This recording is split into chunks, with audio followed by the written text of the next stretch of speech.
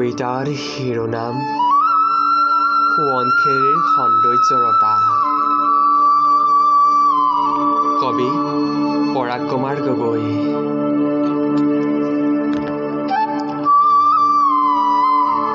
সোৱণশিৰিৰ সৌন্দৰ্যৰতা।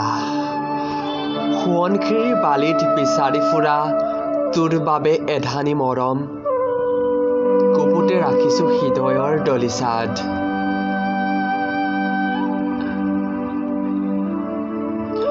আজি পাৰ হ'ব বিচৰা প্ৰতি সময় মৌনতাৰে আগবাঢ়িছে সোৱণশিৰিৰ পাৰৰ মাজেৰে। সোৱণশিৰি ই হয়তো বহু আবেগৰ আশ্ৰয়ৰ বসতি আৰু কামনাৰ কেন্দ্ৰস্থল।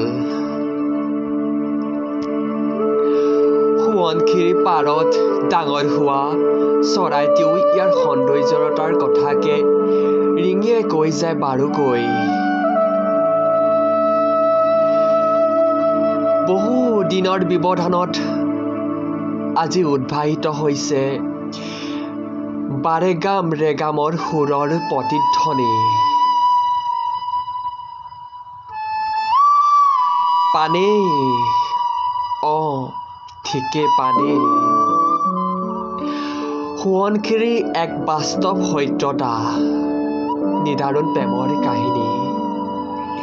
যি প্ৰেমৰ বাবে হত্যা হৈছিল দুটি জীৱৰ নিষ্পাপ ভালপোৱাবোৰ।